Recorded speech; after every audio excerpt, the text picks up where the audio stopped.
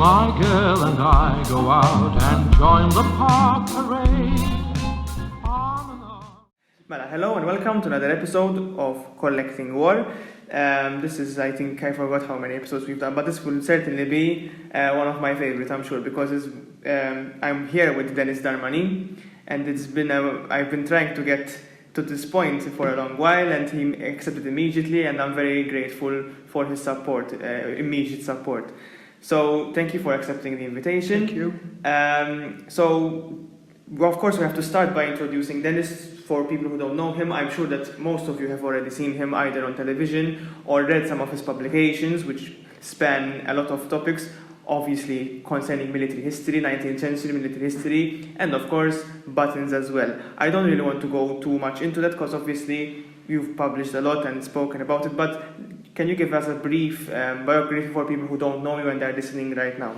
Well, as you said, I'm Denis Darmanin. At the moment, I'm 69 years old, and I've been in the collecting sphere and military-associated historical research for the last, say, 40 years or more. I'm originally from Vittoriosa. I'm married and I live in Valletta. I worked most of my life overseas, and then the second part of my working career was locally in cultural heritage. I am now retired and studying again. So I lead an active life when it comes to mind and writing. So you mentioned that you're studying right now. Yes. You're studying history, if I'm correct? Yes, at my age I am reading my master's in history, master's in arts in history, and the topic is related to Valletta, a historical aspect of Valletta in the interwar period. So far, so good. I follow your publications and I look forward to reading more of your research. But if I were to ask you, which publication in your past is perhaps the one you enjoyed most doing? There were a lot, but I guess the one that is closest to me and my hobby was a journal called Button Lines, which is the journal of the British Button Society, of which I was a contributing member for 38 years. And it probably has the bulk of my contribution, mainly artwork, but there is a lot also of articles that I wrote. You said that there's a button society. Oh, of course, they exist all over the world. Okay. Button societies. There are collectors, button societies or clubs that collect dress buttons, and mostly are female, and some of them collect the older types. And then there are the uniform button collectors, and they all exist everywhere. In Malta we don't, because button collecting is part of militaria collecting. It's not a unique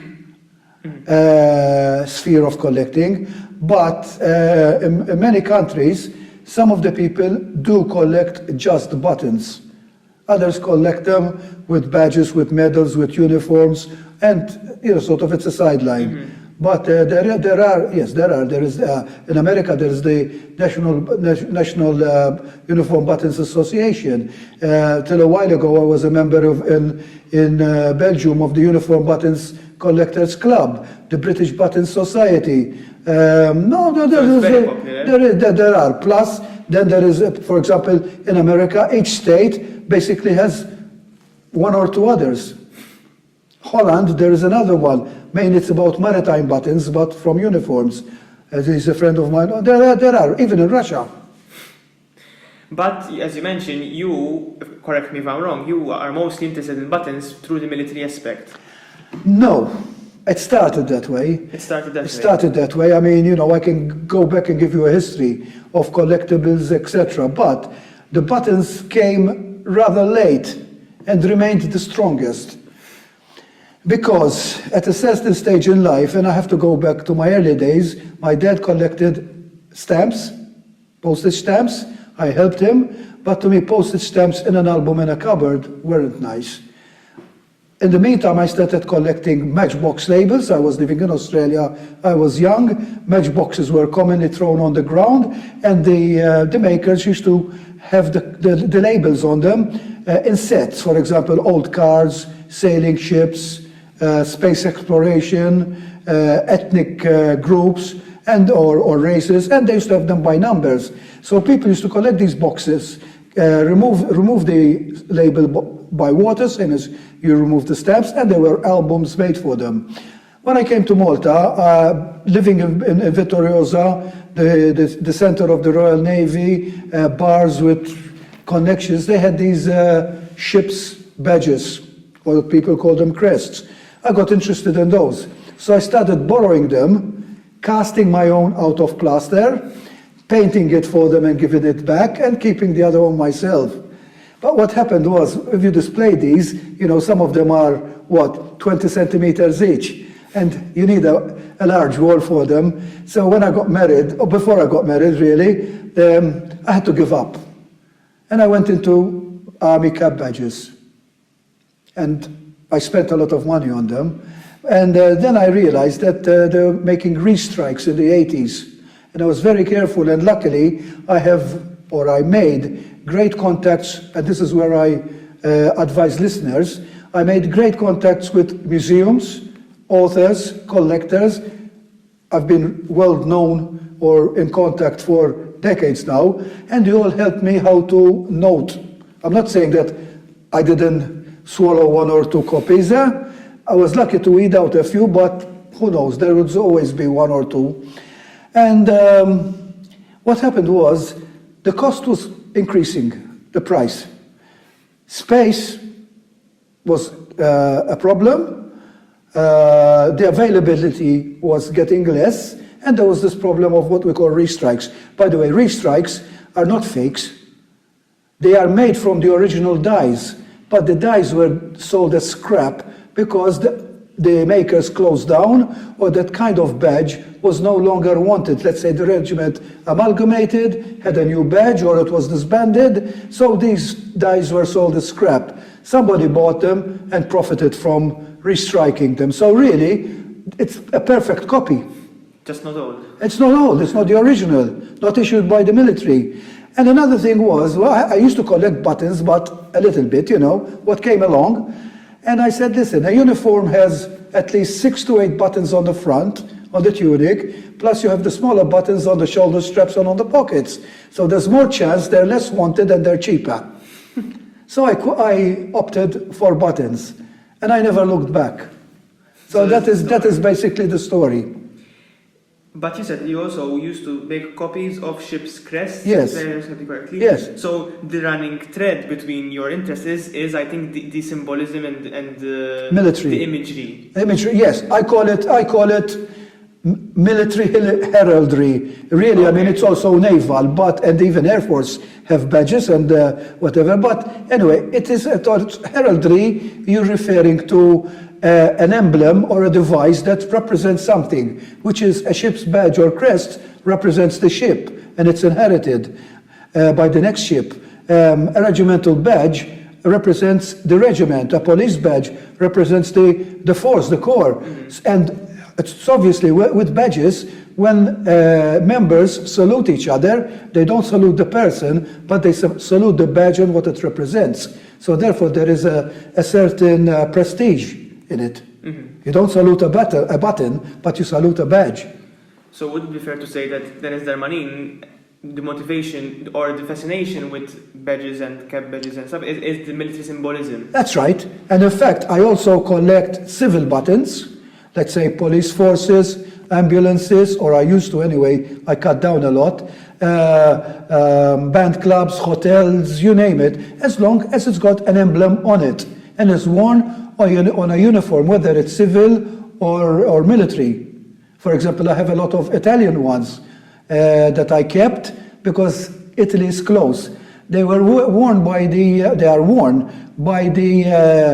local police, Polizia della Strada. But in fact, the button has the emblem of the municipality. So I kept them because of that reason. Others, I mean, I had thousands, but I really cut down to less than a few hundreds now.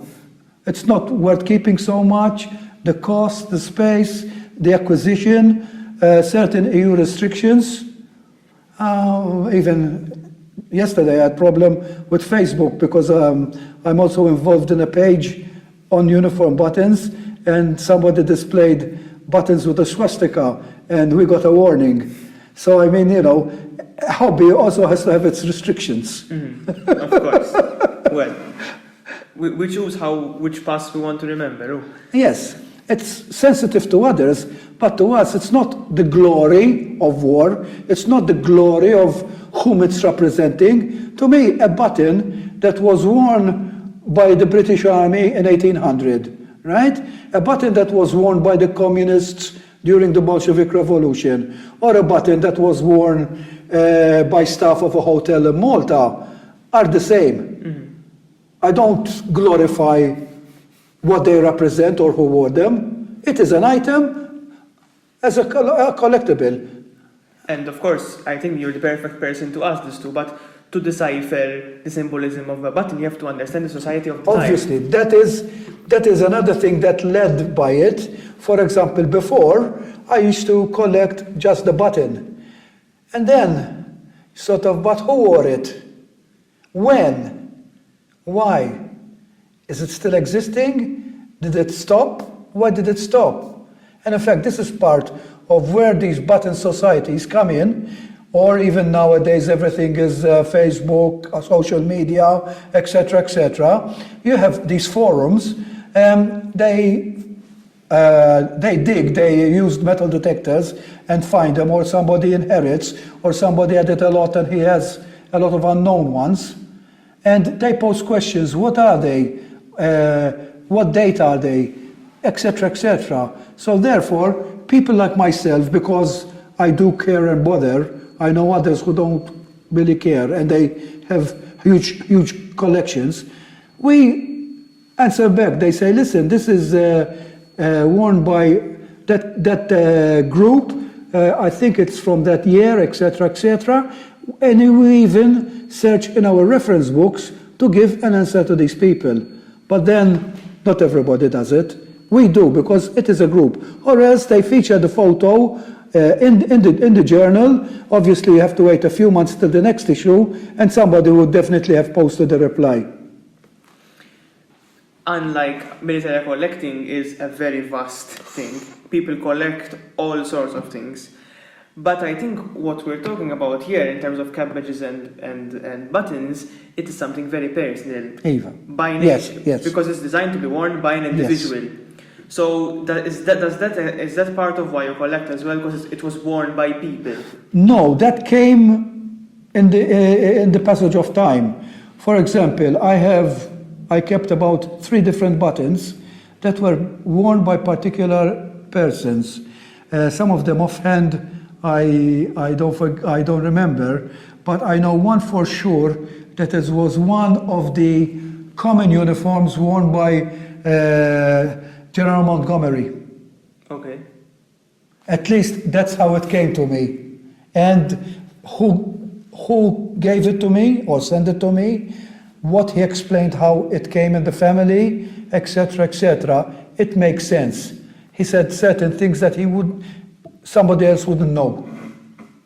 Actually, his father was one of the retinue, or his grandfather, I believe, and he was with him here in Malta at Montgomery House, which was then still Allied House. Anyway, and there was good reason. I have 2 others. One was worn by a British admiral in Tobago. It's very important. And I have another one that came from a spare set belonging to a uniform of a particular Knight of Malta. To me, I mean, in reality, these are not treasure pieces. They may be museum pieces, but to me, you always have that 1 or 2 that are closer to you. And because of these reasons, these 3, I consider them close. I do have more. For example, about 5 years ago, a person from Belarus, told me, listen, are you interested in Maltese button? I said, what? He says, yes, a Maltese button was excavated in Crimea. Wow. I said, what? And he sent me the photo, and I wanted to pay everything. He says, no, I send it to you as a friend because of the contributions you made to the button collecting world. And it was a pewter button of the Royal Malta Fencible Regiment of William the Fourth. And it's, how do you say, missing the shank, and it's chipped and whatever. But for a Maltese pewter button to end up in Crimea when there were no Maltese, see, this is where the historical research comes. There was no Maltese in active service there. It creates a lot of question marks. And this is the part of what's nice about research. And there was only two possibilities. Either somebody had it with him and it fell, or else I later learned that the British sent a lot of scrap metal, like pewter, lead, etc., to make musket balls. And pewter was ideal to melt down and create musket balls. And Crimea was 1854. So really, I mean, a button from William the Fourth was way past its timeline. You know what I mean? Mm-hmm. So it could have been in a scrap heap. That's a fascinating story. It is. And it is just from a chunk of pewter, of lead, the size of €1. But two things make something like this possible. One, because a button always holds the symbol, so it's identifiable. That's right. And two, it's very small, so it can be worn and Yes, I mean, you can get snagged, or you can dump it, or it's an old uniform that was discarded or burnt. A lot of them find them like that. I don't support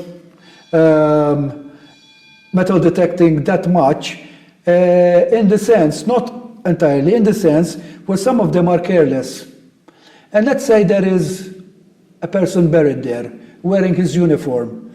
To get to that ping, they will disturb everything. And they were not going to tell any museum.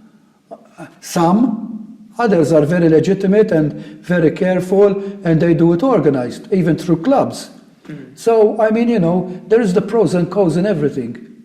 Some collectors have a dilemma between keeping things as they are and actually taking them for themselves. In Malta we don't have this problem because metal detecting in Malta is not extremely popular. If you go abroad in Poland, then there's whole clubs and people going out there in forests finding literally a German grave. That comes to a question. I don't know whether it's relevant to here or not, yes. But that comes to a question that is raised by a few individuals, foreign individuals, a long time. They say, listen, Malta is renowned for the Great Siege and the epic of Second World War and so many British regiments passing through, etc. They say, we imagine that metal detecting is, a profitable sort of, you find things. And I say, no, on the contrary. They say, why? I say, because our soil depth is maybe 1 foot, 2 feet. That's 60 centimeters, let's say 1 meter deep at most, right? And Malta is a highly disturbed piece of land, very small, dense, and there has been multiple redevelopments, etc. I said, maybe you can find a virgin land that was a camp for the military at one time or another, but most land in Malta is highly disturbed, even if it's a field. The continuous plowing, and not at depth. So, I mean, really, to find something like that in Malta, it is a rarity. Not to mention that militaria has a tendency to be seen collectible by everyone, even a small child would want a button. That's right. Before, it wasn't so much, yeah? They were more explicit about what they collect. Firearms, edge weapons, entire uniforms, etc. But now, there is a craze that was born, whether it's appreciation for the value or the history, but people, even if it's a scrap piece of copper or a tag from a keychain, that once held a key to some military door, today is a collectible. That's true. And it wasn't so, you're saying, before? Not till about 40 years ago, no. There was only the handful. I think I agree with you fully. Nowadays, anything that is even military or in Malta, anything that is British from that past is immediately collectible because it's. I think it's because it's alien as well. There's another thing. There's another view of the point. Whereas the British or many other countries still today, they have the armed forces, they have a long history, and they're still active. Whereas ours is a peaceful army. I hate to say it because I respect, I was in uniform myself, that there are people in uniform who to them is just a job. Before there was pride of being in the army, there was strict discipline, and it was like passed on from father to son. You were in the Navy, your son joins the Navy. You were in the army, one of your sons joins the army. Today there are opportunities. Before also employment was a secure job to be in uniform. And it sort of, it gives birth to a sense of awareness and consciousness. Whereas today, the world is so open, employment is so open. Second World War is something from the history books. Not, let's say, my generation, my father was in the war in the Navy, or maybe your grandfather was in the military. You know, the further it goes, certain things become either from comics, television, or history books. Mm-hmm. And therefore you lose contact with them. So to, let's say, a 12-year-old today, an iPad is more important than a medal. It means more to him. Whereas to me, the medal holds an entire story. You know, it depends to the time factor also, and to the ambience or where you generated. Because I know people whose 12-year-olds are just as anxious because it's been the care or the idea has been passed from grandfather to father to children. Mm-hmm. But how many are left? Yeah. A lot of collectors told me that part of why they collect is because they respect the wartime generation so much. It's true also. Is it true for you as well? Yes. Well, my father was in the Navy, his father was in the Navy, one uncle was in the Air Force, and the other one was in the Army. That's brothers. My mom's brother was in the Navy, and another one was in the Army. Okay, we're talking about Second World War generation. I am the youngest from the cousins, or second youngest. My aunts, I have 3 or 4 of them who are married to British who were in the military or in the Navy. I've got cousins in Canada who are in uniform. I had cousins in Australia who were in uniform. So I mean, we are, and plus I come from Vittoriosa, we are sort of closely associated. Whether you like it or not, it's impounded in you. It's probably in your blood, right? So it does, yes, it does give you a different perspective. I must admit, till I was 18 years old and returned to Malta, I hated the military. Really? Okay. When I lived in Australia, we went on marches against the Vietnam War. But then when I came back and I was working with the military, living with the Navy, and it was the memory was all around it, something clicked in me and I went, I don't glorify war. I enjoy what was worn. For example, if you take a particular army during Second World War, their uniforms were designed by Hugo Boss. So you know what I mean? There is a certain study, and it's a chain reaction. It never stops. When you talk about badges and buttons, and you mention Firmin in England, they make some of the royal jewels, and they made uniform buttons and cap badges. So you know what I mean? It is a wide perspective. But you just mentioned now that it's also an aesthetic attraction as well. It is. And the respect for craftsmanship. It is. Because to create, to tell the story of how at least badges, medals and buttons and even the ship's badges come to be, they start off by the possibility and different ideas. Then they are put down on sketches and submitted to a particular board, and they are called tailor's patterns. For some reason, I don't know why they're called tailor, probably because the tailor made the uniforms when it comes to badges and buttons, and it's a sketch, and the right sketch is approved. And in the British Army, it was Horse Guards. They are the #1 regiment, and the building was called Horse Guards. So Horse Guards is composed of a board of ex-military and from the War Department, it used to be, and they approved that drawing. That drawing goes to the makers, and they create or produce a die and a selective number. They are made, let's say, 10 of this particular badge, let's say badge. Two of them are bound with a seal and a tag for approval. And that's called a sealed pattern, because it's got the seal and the tag. It's got all the details, it's got all the numbers, cross-reference to the related file, etc. It goes before this board, and if that is approved, it gets stamped, and it gets made and issued. Let's say the regiment disbanded after 30 years, it's pulled out of the drawer, and it's stamped again, obsolete, and the date. And it probably have another seal when it was obsoleted. I've seen even for local items like that. And it's incredible. There was a science in them. Nowadays, even some of those are sold on the market because they were old and they passed their 60 years and the military discarded them also. And you can buy them on the market. I have one. I have a sealed pattern for the bomb disposal. The badge, it's gilded. It's gilded, really, that's it. Then it must be from the post-1937. It's post-war. For the battle dress.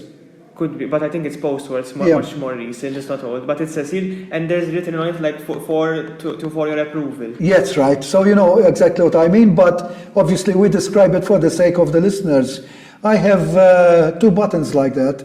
One is Medical and Health Department, which I had a person who said, no, it's not Malta, it's not Malta, it's not Malta. I said, yes, well, you read the tag.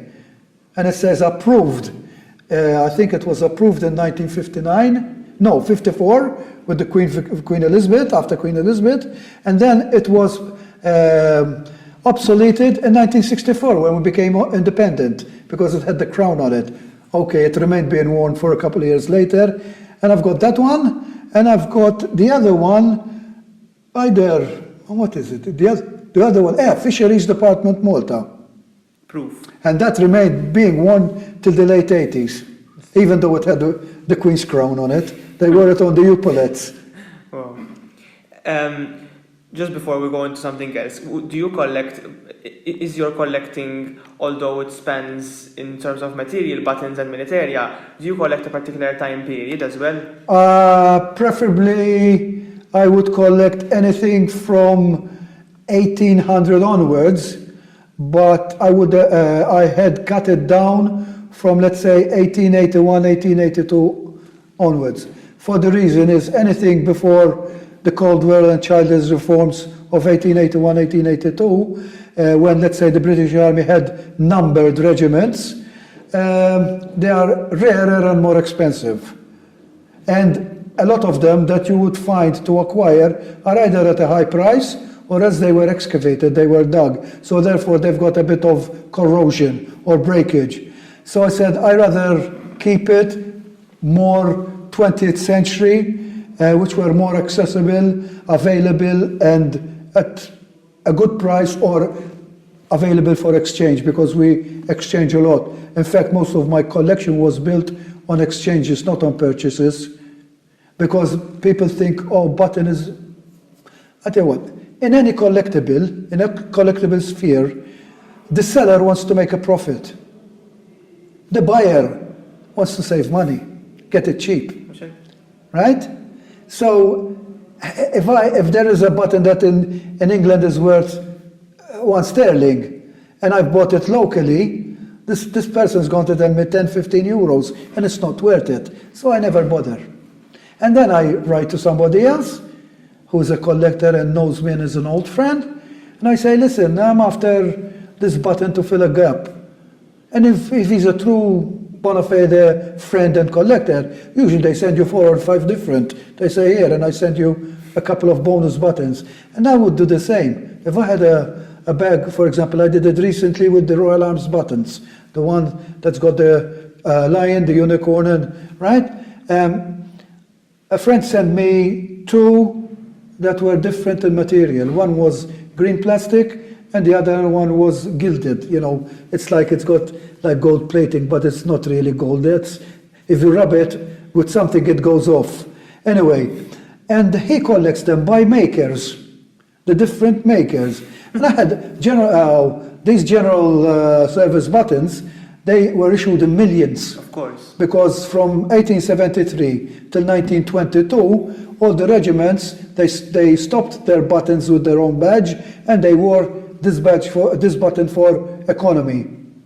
So you can imagine how many are made in India, in Australia, everywhere.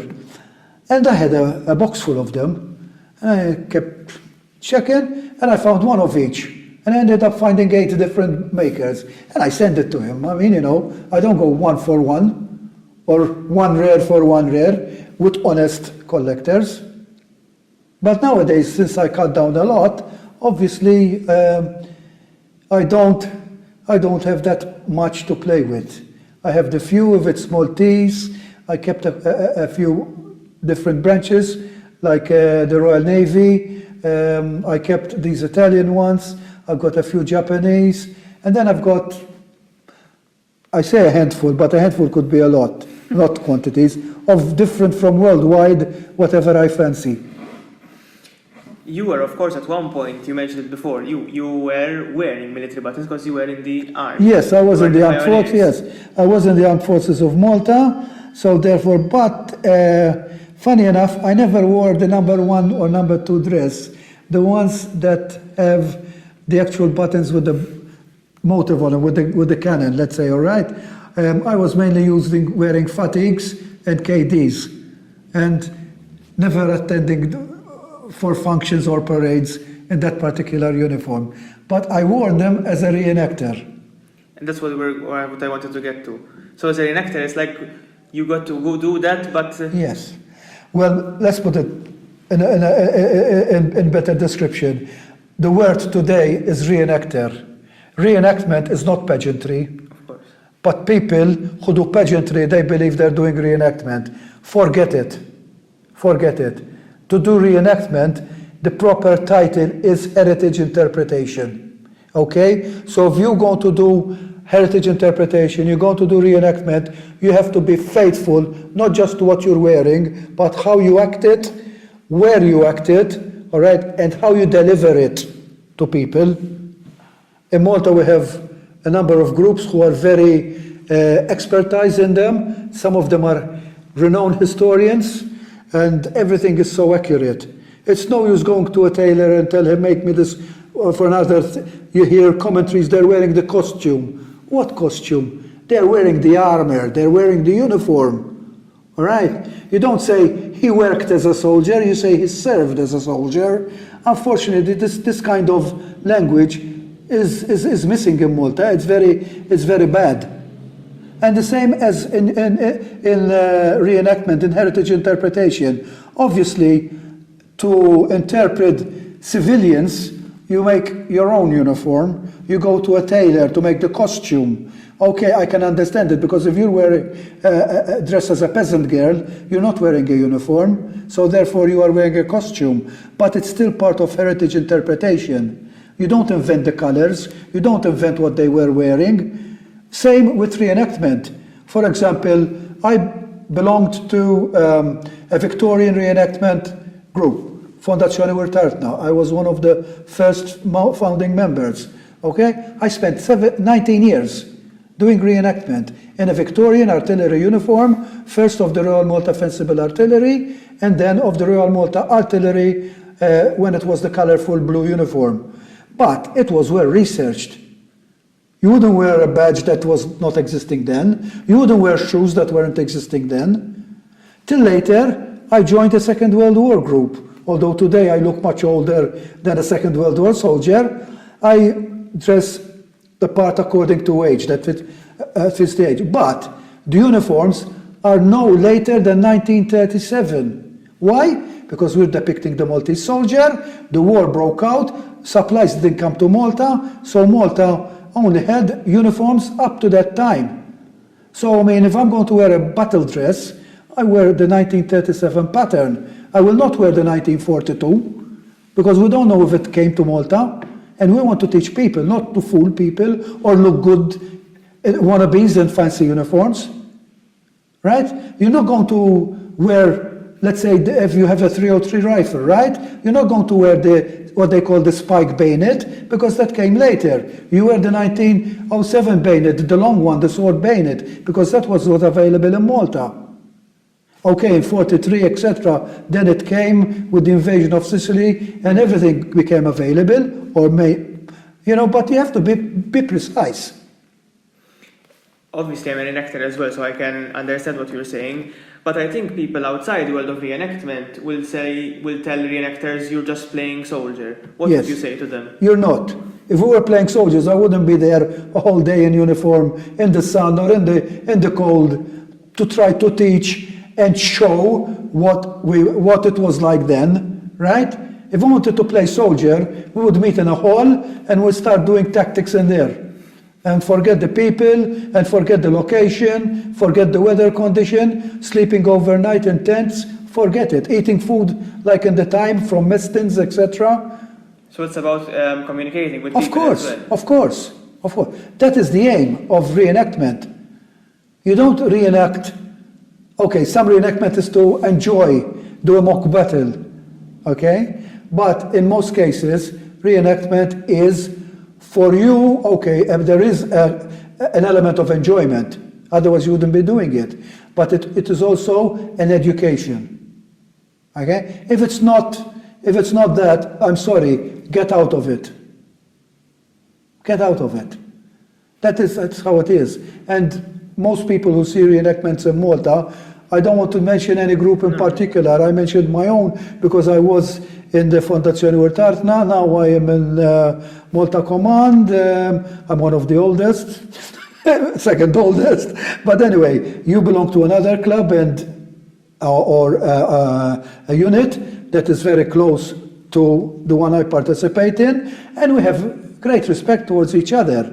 And in Malta we have various. We have Romans, we have Napoleonics, we have medieval, we have a lot. And they are all dedicated people who are precise in what they do.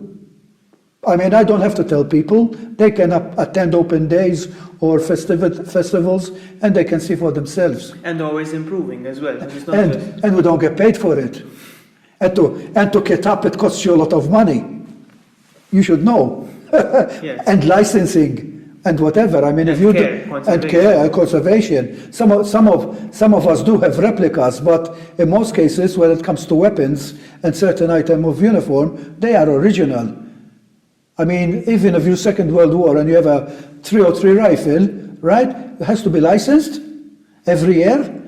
If you hold an event, there has to be a safety officer who is qualified. I mean, people don't realize that, right?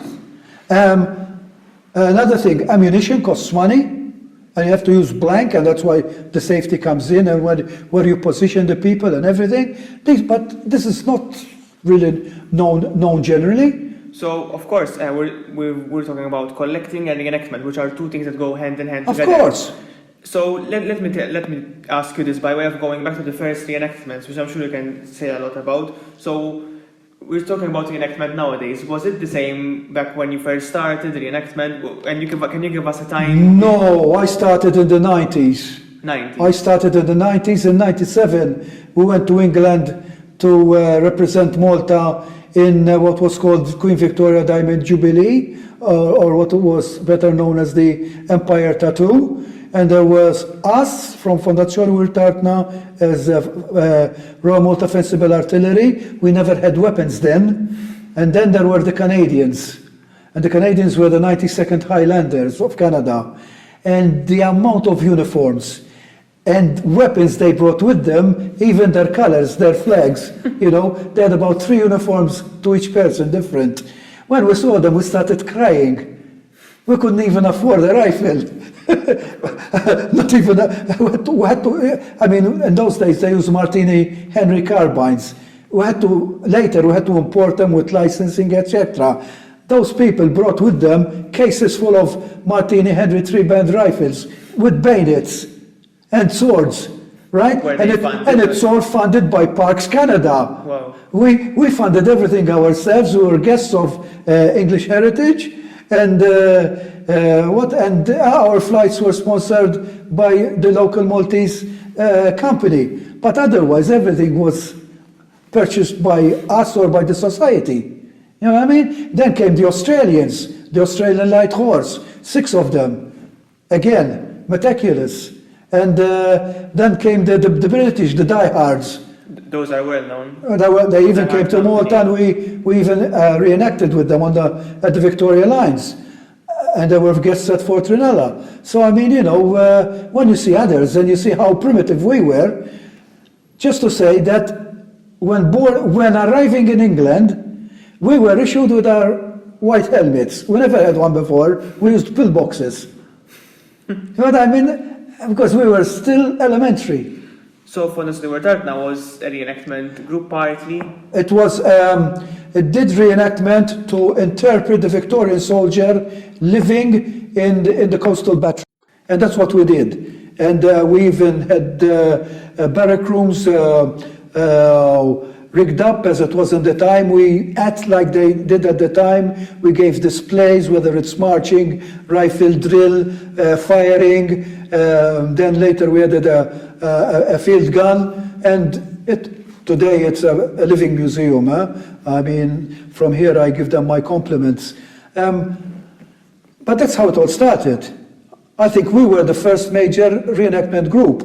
I was the first to fire the time gun at the saluting battery, the noon gun. It was a Karen or a Blomfield smooth bore, and we were a team of 4, you know, muzzle loading and black powder firing, etc. One of them is still on display. Then they became 5, and then they became either 7 or 9, and it was about that time when I discontinued, because my work and family matters required otherwise. And then, as I said, I picked up reenactment about 10 years later, again. For World War II. World War II, which was not my subject.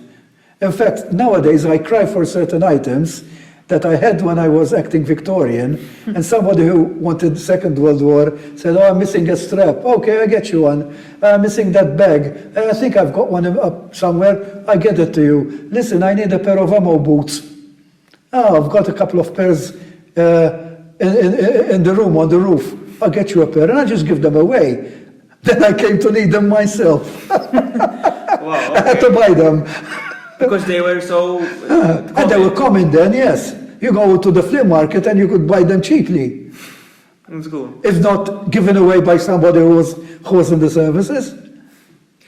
So I'm very interested in because you obviously you are passionate about militaria. You were in reenactment, and of course you were in Tartna, World War II. But you mentioned that this started very late. You were 18. When I started, no, reenactment and collectibles. Let's go to collectibles. Collectibles came first. Collectibles, as I said, I started with these Navy badges, would have been in my mid-20s, right? Reenactment, so in my mid-20s, that would be in the late 70s. Or yes, that's about it, yes, late 70s. But reenactment started in the 90s. When there was that, in 97, when there was that huge display of the commemoration of the blockade, of the French blockade of 1798, 1800, and those groups came from overseas, plus we had our locals, the Heritage HRGM. We were already in uniform at Fort Ranella. We had basics uniforms, very crude, but we had uniforms. When I saw that, that also served as a turning point in Malta. And before that day, if I was to wear a reenactment uniform and I walked down the street with it, going to an event or returning, people would laugh at me or look at me twice. When they saw so many foreigners walking the streets of Valletta or wherever, or Mdina and Rabat, it started to be acceptable.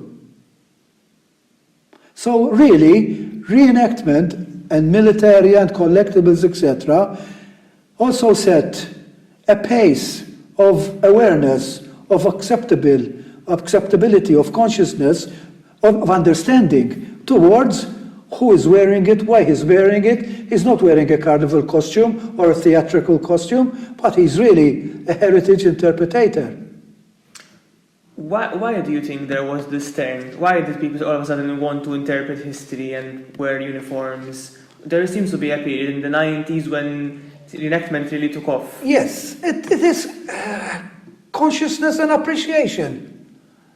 How long are we going to see people dressed up in makeup costumes that represent the Knights?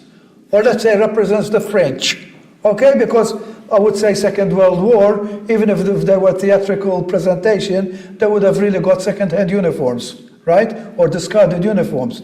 But these people, especially those who studied history or military history, after all, let's put it this way, Malta's history is military history. Of course. What we got is thanks to military. The Knights were military, the British were military. Some of our customs are thanks to military. What we eat is thanks to military. Potato and beef were introduced by the British for their own, and later we adapted them. So let's not fool ourselves. Malta was always military based. And then certain things evolved from it. Our harbour was, and our industries were rife because of the amount of ships that called them Malta, whether naval or merchant or in transit. You know, so I mean, we styled ourselves, thanks in the good sense, of men in uniform, including Maltese, who made a living out of it, or people who worked for the military, whether in civil or employed by the military authorities. A lot of people see us portray the British period in Malta and British infantry and stuff, and they will say, you are pro-British, you are an Anglophile. No. Or you might find one or two who are, but this is like football, right? I mean, this is another thing. There are two concepts. One is your nationalism, which is the least of the two, and the other one is the old language problem, you know, English and Italian. And then once that died down, it went into football. Us and them, the Italians and the English. It's never the British, it's the English. Because we don't have a Maltese word for it. To say Britannica in Malta, in Maltese is a bit too heavy colloquially, so you say the English. But don't tell it to a Scot, or he's offended. You know? So that's what it's really like. But it's not glorifying the English or the British. It's teaching what we had.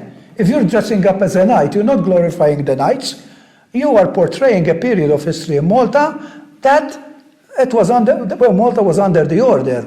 If you're in the HRGM, if you're wearing a French uniform, it doesn't mean you're a Francophile. Some of them are, but I mean, you know, they prefer French to the British or to the Italian or to something else. Or even we have a unit of German soldiers. They're not because they believe in the teachings of that regime of the time, but they dress like that. So there'll be an opposite team when they reenact battle against the British. You know what I mean? In Malta, even in the medieval and in the time of the Knights, there are some who dress up as Ottomans, as Turks. It doesn't mean they favor Islam or whatever, with all due respect to the religion, but somebody has to be the enemy or the opposite. You know what I mean? Sometimes when I look at our members in the club, I like to talk with them and try and figure out what is their motivation to reenact and what is their motivation to history in general. And everyone has their own thing. As you're saying, someone might just say, oh, because someone has to be the enemy. Others might say, because I really believe in what the uniform I'm wearing. I believe that the French or the British did something good. Others might just say the history. Others, of course. So everyone has his own motivation. I will speak personally here, so I can be accurate, because I don't want to speak for someone else. Because when I first started the reenactment, I was still trying to think of joining the army. Nowadays, it's completely out of the question. I went to the university, now I want to dedicate my life to research. That's what I want to do. But back then, when I joined, I was 18 or 17. Most of us did, huh? And that's what I'm getting at. Because there is a certain fascination with the history of regiments. I have to admit, I love watching soldiers march. I love the whole ritual. I love the pageantry. And when we do marching, I practice. I love it. I love feeling part of a unit. So there is parts of military teachings and habits that attract us, even as reenactors. I think. I agree. And that attracted soldiers for hundreds of years because the comradeship. I interrupt you. This is where some people badly label us as wannabes. We dress as soldiers because we never were able to become soldiers. I was in uniform, so it doesn't apply to me. But what they are misunderstanding is that we are not dressing up as soldiers of today, so therefore we're not really wannabes. Mm-hmm. If we were wannabes, I would dress up as the AFM, which is illegal, right? Imitating a serving soldier. We dress up of the particular period to show and teach, as I said earlier, not because we wanted to be soldiers and therefore now we're dressing up. No, that is out of the question. Yeah, yes, that's what I'm saying. So reenactment is a way of sharing your passion for that part of history by wearing a uniform, but not necessarily to portray that you are a soldier, but to portray the people who died and stuff like that. And that's, I think, to get the conversation back to collecting, is also why we collect, to preserve the memory, right? That's true. It's not to possess the memory, right? It's to take care of it. It's to research it. I give you another example. There was a particular local council who wanted us to deliver a PowerPoint presentation, right? For those who are older and listening, it's a projected presentation with, in the old days we used to say slides, now it's all done computerized on a screen. And they wanted us to give a lecture on the life of Maltese soldiers during the Second World War. And we prepared the presentation and we went over it twice. There's going to be 3 of us who are going to be speakers. On the last minute, the organizer phoned us and he said, listen, we've seen, because obviously we sent them a copy of it, we viewed your presentation, it's fantastic. They said, but could you come in uniform so the people will understand you more? And I said, listen, not I, sorry, another person high up in the group. He said, listen, can you get us a police permit to carry weapons? We can bring you even 2 or 3 with us to show the people there. There won't be any ammunition, just static. And they got us what they call the no objection letter from the police weapons. We took 3 weapons with us, a pistol, a carbine, and a machine gun. They are licensed and they belong personally to the members. Myself and the 2 others went in uniform while delivering the presentation. And then, while there, we described the other's uniform and why they're wearing it, while we're wearing it, at what time, what it represents, who wore it, etc. And then one of us, because weapons are his specialty, gave a lecture on the weapons without touching them, just indicating. And the applause we got, in fact we were asked to repeat it again, but we couldn't, because unfortunately one of the team became sick and finally passed away, and I salute his memory from here, Godwin Hampton, many know him. And but this is the positive side of reenactment and heritage interpretation. That is also heritage interpretation. You don't have to act a battle to interpret. You don't have to march down with weapons. This is another, in fact, I love this more than anything else. I'm going to ask you something, but if you don't want to answer, tell me that I want to answer. So I want to discuss the relationship between collecting, reenactment, and museums. Right. Right, so I ask this to every collector. For example, the way I usually get to it is I tell them, would you ever consider donating your collection to a museum? So let me start by asking you that. No. Can you tell me why? For a start, it cost me a lot of money and time, right? There's a time factor and a monetary issue in it. And to give it away, come on, you have to be crazy, unless you are rich. I mean, if I was a big businessman, with all due respect to businessmen, and let's say I want to cut down from my collection and I want to donate, I would. But being an average person, it cost me so much, I would never think of donating it.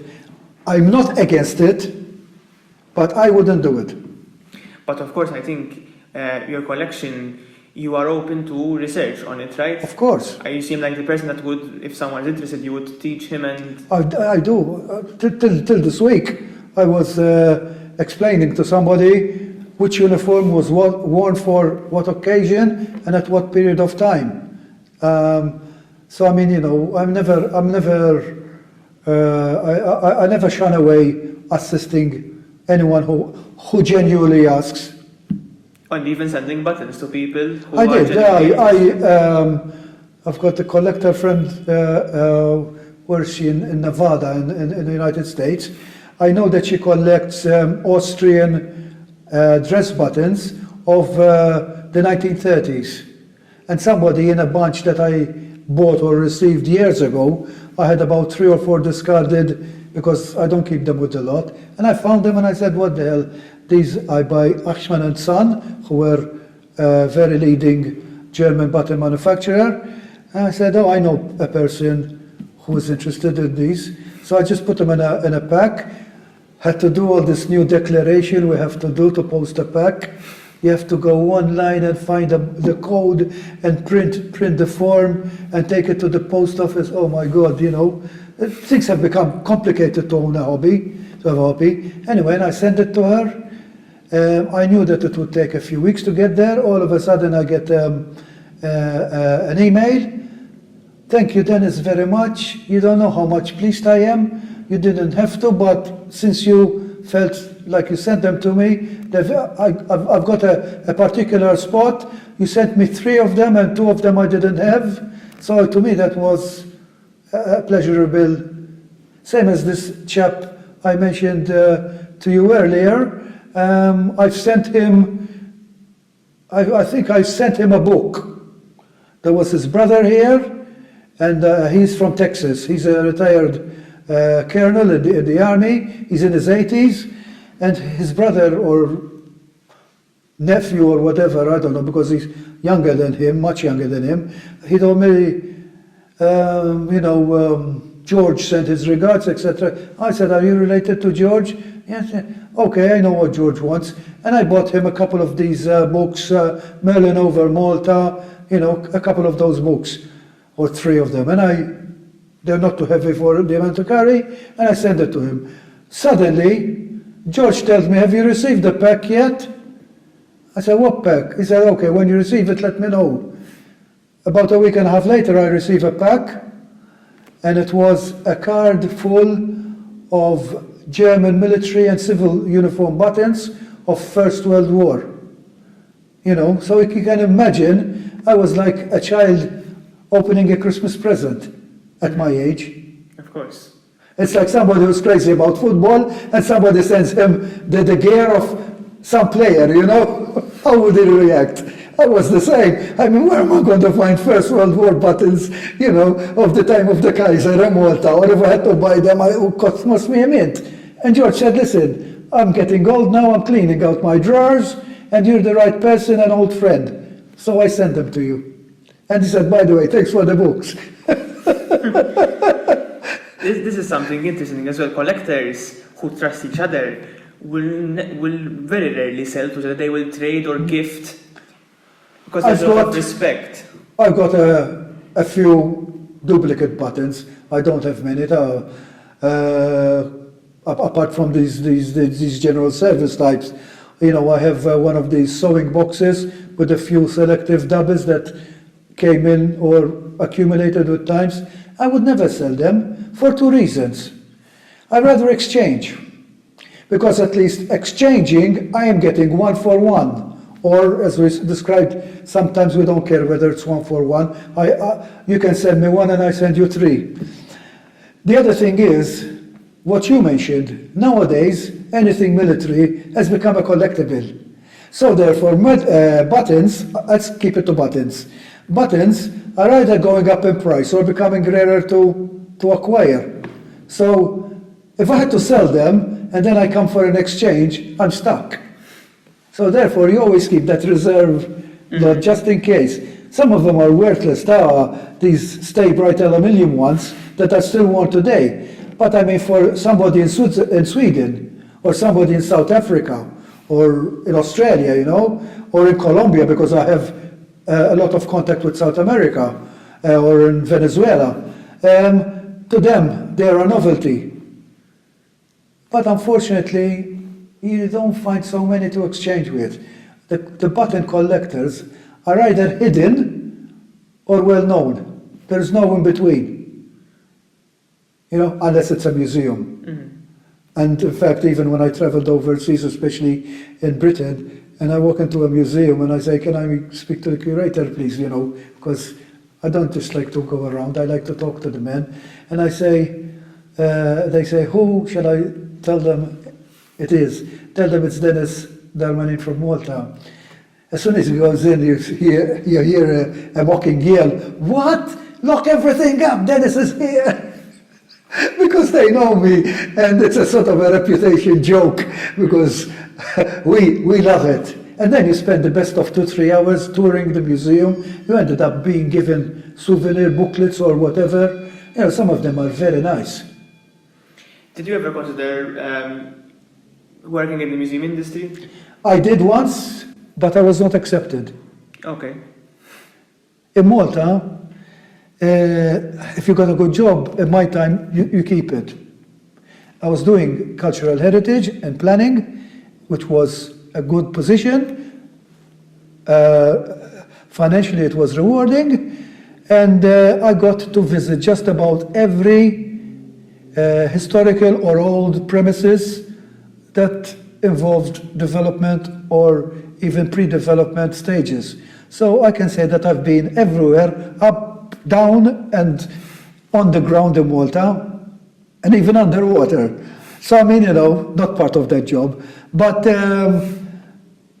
you know, whether it's shelters, whether it's dungeons, whether it's caves, whether it's a tower, whether it's an old mansion, whether it's a palace, whatever, I've been there. Whether it's a church or a chapel, a catacomb, I've been there. Why do you like the past? I don't know.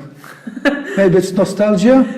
Maybe I don't like the present. It could be. I mean, a lot of collectors tell me, because my favorite thing that collector told me about this is because when you get an object from the past, you can see how simple life was in it for him. That's his opinion. Yes, that's true. He told me, because if you look at an object nowadays, it reflects how we live today. The object deteriorates quickly because it's made out of cheaply. And it's just, wow. And it's very complicated. If you look at something from 1902, it's made very crudely, but meant to last. That's his opinion. No, I agree. I go a step beyond. Never look at the past with today's eyes. Let's say if I was discussing this with a friend here near St. Paul's Church recently. He said, but why are soldiers so much killing and death? And I said, listen, in those days, death was all around you. You either die of disease, you die of war, you die of malnutrition, you die of accidents. You know, I said, it's not like today. Today, a soldier doesn't have to kill to stay alive. Okay, there are wars ongoing, but you know what I mean. In the time of the knights, death was something all around you. Even going out on a ship, you're risking death, whether by sea or the enemy or by disease, right? So death was not looked at in the way we look at it today. So that is one of the points. Never look at history with today's eyes. The second is, not that we glorify war, but what people went through, what was invented, what happened, what repercussions or benefits followed afterwards, if you go into historical research, obviously, are, I think, whether you're a collector or a reenactor, it's in you. The only people who are not in them is when you're rich, and this is another point in collecting. There are two phases of collecting. One is small and the other one is large. People like us, the chase and the acquisition are more important. You save enough money to buy it, or you find somebody to exchange. It takes a long time to communicate till it gets to you. When it gets to you, you're like a child opening a present, and then how you're going to display it, and whether even you're going to use it in reenactment. There is a lot to it. If you are rich, let's say you buy a painting, you buy it in an auction, it comes home, you show it around, you hang it on the wall, and you go for the next one. Or you buy a whole collection. That is the difference. Yes, I think it's... When I was young, I used to smoke a lot. I stayed without cigarettes to use money to buy collectibles. And did that help you quit cigarettes as well? No. I quit 25 years ago, 27 years ago. I think that's a very good point, what you're saying, that you cannot look at the past with today's eyes, because it was a whole different period, a whole different world. Of course. And does your collection help you travel to those times? I think it does. It does, yes, it does. Because you have to visualize. All right? Again, don't look in today's eyes, and you have to visualize. And therefore, if you read, if you studied, right? This is the... you can know, let's say, I won't go into my own. Let's say somebody sent me a photo of a badge and the button they excavated in a field. Okay, what it is and when are the first two things. But then, myself, I would, in most cases, I say, how the hell did it get there? Who wore it? Now that is a badge that was worn during First World War. And that regiment was never in Malta. I'm giving an example, Malta. I mean, mostly it's overseas, but let's say Malta. That regiment was never in Malta. How the hell did the badge and the button get here? And it is, it's an Australian badge. Okay, sometimes it's mangled. It's an Australian badge and an Australian button. How the hell did it get there? Either, the first and foremost, there were wounded brought from Gallipoli, so must have belonged to one of them. Because a badge and a button would not come up together. They didn't fall off somebody, right? So the uniforms, but the soldiers did not wear their uniform. They wear pajamas, military pajamas. But the wounded were stripped of their uniforms, and the uniforms were dumped and burnt to stop the spread of any diseases, with blood or whatever. So they were evacuated as they were wounded, but then once they come to Malta, they were medicated and dressed and whatever. So all the clothes were put together, taken somewhere and burnt. And could this field have been a field where they were burnt? Could it be somebody stole something and took the jacket to wear it? Because in Malta, in the old days, there were many people like farmers or scavengers, the street cleaners, who wore hand-me-down uniforms. So maybe he acquired a uniform, or he stole it, a jacket, and took off the badges and the buttons, so it's not recognized, and he threw them away over a rubble wall into a field. And there is a lot of investigating, And it seems like you enjoy that. Of course. That figuring out the story, not only how the button is made and what it represents, but also its personal story. For example, somebody sends me a photo of a button. Dennis, can you tell me what this is?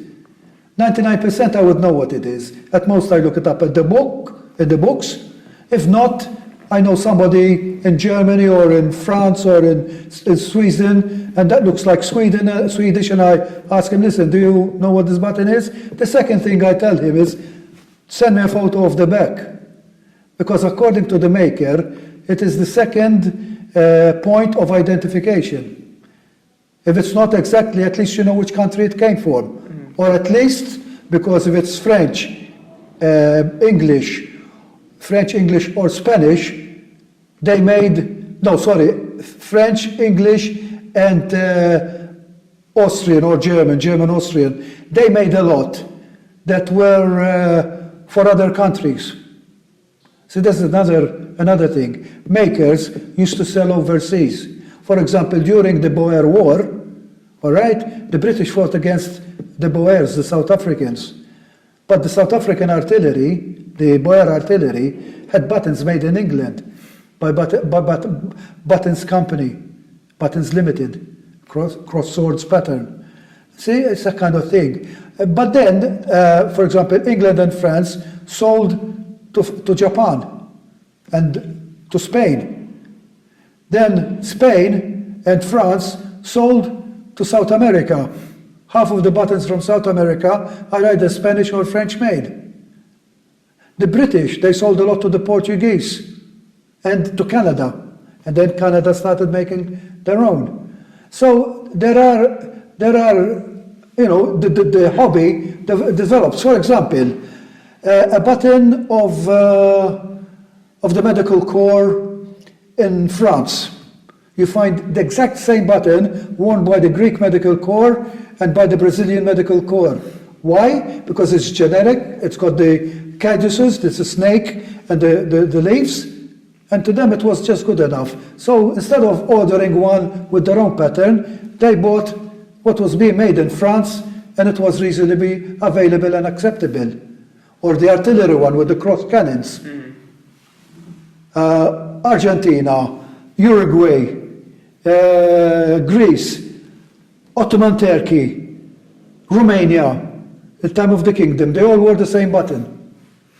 When you are at home or whatever your collection is, and you pick up a button, do you see the story itself as well of where the button went and gone? First, I identify the button, then the story clicks in my mind. And obviously, I have an inventory also. So when I'm writing them down, I have to find the time factor, who wore it, the metal it's made out of, etc., etc. I go into lengths. And of course, you wrote a book about buttons as well. One? There's one, I don't know. I'm involved in about 17 books. About buttons. A lot of them I do the artwork. Okay. I sketch buttons of actual size, roughly 25 millimeters. I do them in pen and ink, in those technical pens, and I've been doing it for about, well, let's say 40 years. I've sketched thousands. I probably have the world record, but unfortunately that famous book that publishes these world records would not accept me to give Malta an honor to being the one and only in the world. And I say, I've sketched thousands. Of buttons. I can look, if you open one book, let's say, Buttons of the British Army, 1855 to 1000. There are 335 sketches in it, my buttons. If you open, there's a 7-volume set, Buttons of the Indian Army. The last one is an index and an addendum. The other ones, all the buttons in them, I sketched them in 6 volumes. There's another book, there's so many of them. There's a series of books, for example, Scottish, Welsh, and Irish militia buttons. There's a couple of hundred. British Army Police buttons. Again, British Police Force buttons. It's full. Then there are the journals of the British Button Society, which is 4 times a year, quarterly. Let's say in 3 of them, half of the buttons in them sketched are mine. 60, 30, 40, because and we covered every armed forces and police force in the entire empire. Other to Australia and Canada, because there were already books existing. Last month, there was a book issued, or published, Irish Militia Buttons. It is probably my last major work. It was published in Ireland, 1.5 years sending me and back and forth, not full time, but that's how long it took. There are about 200 of my sketches in them. So anyone that wants to learn about buttons, he just has to look up Denis, if anybody has any contact with somebody who wants to promote Malta, let them pass the word to make me officially the world record of sketching uniform buttons. And Malta will have another feather in its cap. Of course. Most buttons. Before I die. I think that's a good idea. I think we should get working on that. So before we conclude, I think we've discussed everything I wanted to discuss with you and more. So, I probably went into detail. But I thank you. But you know how it is. You cannot say yes or no, or left or right. You have to explain. No. You explained everything, and the avenues you went to that I wasn't planning to, they explained the ones that I actually wanted to. So it all works together. I think the way you explained it is the only way it can be explained. And my conclusion is that anybody who ever needs assistance in this field, whether it's reenactment, whether it's collectibles, if I can be of any assistance, I'm always here. As long as it's a genuine inquiry, because you get a lot of people, they send you a photo, how much is this worth? What do you think I can fetch for this? I don't even bother answering. Because that is somebody who wants to make profit or to sell. He may be genuinely in need of money, but I don't do it. Okay? I helped 2 or 3 people commence collecting, and today one of them is one of the tops, and he always thanks me. And then there was another one, I gave him photocopies of all my notes, and never even spoke to me again. That's life. And thank you. My last question is, who would you recommend that I speak to next? Have you spoken to... Oh, man, no, I don't want to... Maybe this person doesn't want to, and I mention him, you know? Well, maybe we'll keep it at that, man. Okay, no, because there are people who don't want to tell they have collections, or they don't want to show what they have. And I know a person that did that. There was a TV program. He said, I'm sorry. I don't want, for security's sake, I don't want to show what I have. That's fine. And it's happened to me already. I approached someone I know could do a very good podcast, but he told me I want to keep my hobby private. Listen, I mean, and that's understandable. Let's put it this way. I said, and I mentioned a lot, don't think I own a museum. I only own a couple of drawers, and they're not of particular value.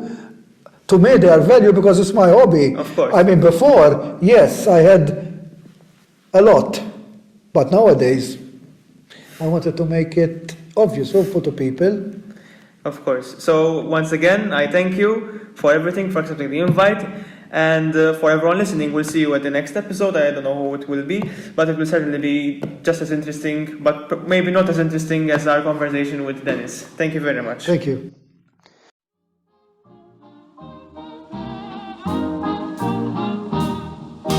When my girl and I go out and join the park parade, arm in arm we stroll along, a happy man and maid.